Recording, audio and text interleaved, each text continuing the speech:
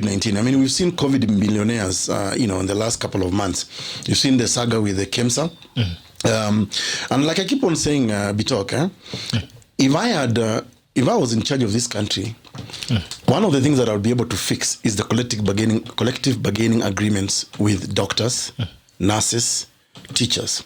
BBI alone has swallowed about 15 billion, or in fact people say of 20 billion of our taxes. For what?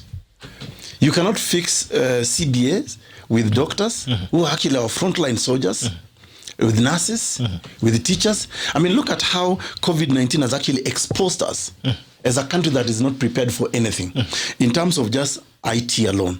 Today, because of COVID-19, our children are forced to learn from home. We don't have the IT infrastructure. Today, as a parent, you have to either make sure you have got bundles, you have got internet connectivity. You have to set aside, if you're lucky, maybe an extra room in your house as a classroom. One of you has to be there, permanently to supervise the kids as they learn. We've seen how now COVID-19 has exposed us in terms of power generation. We now may need to actually end the monopoly of Kenya Power and Lighting Company of production and generation of power. See, so we now know that we must have power constantly for our life to go on during this kind of pandemic. We now know that our healthcare system really we need to invest heavily in healthcare system in all the 47 counties of this country, in all the 1450 wards of this country. So COVID-19 has actually exposed us as a country that really needs proper plans.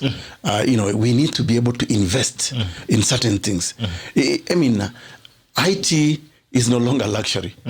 We need it for learning, for doing things. I mean, as lawyers now, you're working from home. We are now working from home. I mean, now virtual hearings. I mean, judges, magistrates now can hear cases virtually.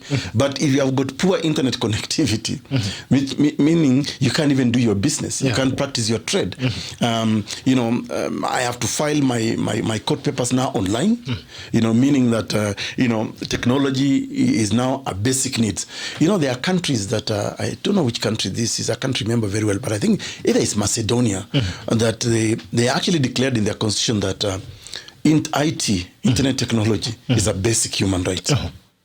I don't know when we will ever reach there as Kenya, but now it's clear. Without IT, even during this kind of pandemics, our lives basically come to a halt. We now realize you don't even need money anymore. I mean, cash. to handle money. You need mobile banking. It's a basic thing. So we've learned a lot, or we are learning a lot during this pandemic. But unfortunately, the political leadership in this country doesn't seem to be learning. You can see where they're driving the country. Instead of really concentrating on the basic, for example, how do we revive the economy? How do we deal with the effects of COVID-19? There are many, many Kenyans, I'm telling you, millions of Kenyans who are being sold. In fact, look at the newspapers today. 3/4 of the newspapers about auctioning. Nobody's even there to buy the other. Nobody's talking about it, yes. Yeah, nobody's there to buy the other because the economy is... Hakuna pesa. Sasa hata uki-advertise mtu, sijui uki-auction mtu, na hakuna mtu wa kununua. So this is the best time to be auctioned. It's the best time to be auctioned because nobody will buy you. Nobody has money to buy you out. Which is true actually. Look at this, I'm telling you. Kama kuna matime utaki kulipa deni sasa. Hata kama wewe ni landlord, ufukuze mteja, tenant.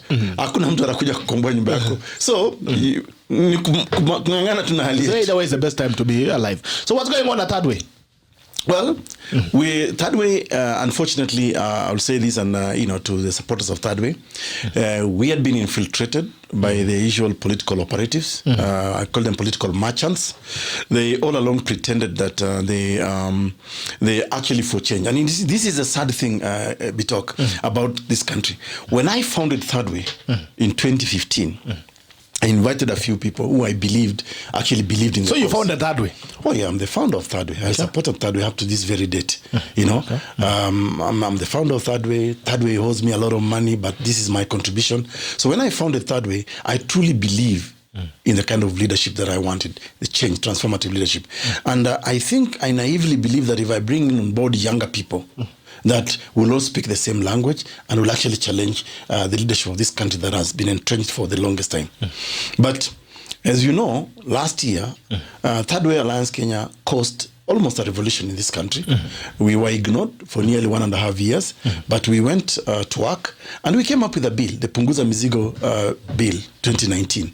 And we caused a conversation in all the 47 counties of Kenya. You know, you saw how the usual political merchants ganged up against the Punguza Mizigo Bill. They rallied their county assemblies, the MCS, they rejected the bill. But unfortunately for them, the bill is still very popular with the people of Kenya. Even right now as we speak, people are asking me, when are you relaunching PMK? Of course, what people do not know, we actually relaunched PMK in January this year. When we relaunched PMK, we were doing so well until when we got about 700, and I think if I remember, 780 signatures. I mean, on PMK, because Kenyans wanted this bill again. Even some of the MCS kept on calling me and asking me, please bring this bill again. I think we made a mistake to reject it. It was politics or party politics, party leadership. So the usual operatives in Kenyan politics saw another danger in another PMK bill in 2020. They therefore approached some of the sellouts in our party today. I mean, the chairman, Miruru Waweru, Andrew Njoroge, Okango, and a few others, Angela Mwikali and the rest. If you recall, Bitok, they were invited to present the PMK proposals in March 2020 at the last appearance of BBI at Grand Regency Hotel. Or Lyco Regency, as it's called these days. We protested. We said no, those are not our members, and because of that, these members were actually expelled from the party. You know, I'm talking about Okango, I'm talking about Angela Mwikali, I'm talking about Anita Nkirote, I'm talking about Rose Mwebia, Wakesho, and the rest. So it became a disciplinary issue at the party, because we said, and for us, it shocked us that as a party, why should we go and propagate the ideas of another political party? Then what becomes of us? And I'm personally opposed to the monolithic thinking in this country that everybody should be chaperoned into thinking BBI. We as a party, or as a party leader, I was promoting Punguza Mizigo Kenya, which is what is popular with the people. So what happened? Fast forward, around August or September, thereabouts, a group of these individuals who were expelled purportedly met up as the NEC, the National Executive Council of Third Way Alliance Kenya. And they purported to remove me from the party. Purported or actually removed you? Well, they did, but you see, we are in court. You know, they wrote letters, they are doing campaigns online, but we are in court actually, and the decision will probably, we are hugging the application actually next week. No, this week on the 18th of this month. So we are before the political parties dispute tribunal and the High Court. And let me tell you, there is no way I'm going to let them take away my party. I'm the founder of this party. I funded it, and I will never agree this sellout to take away Third Way Alliance Kenya like that. So what?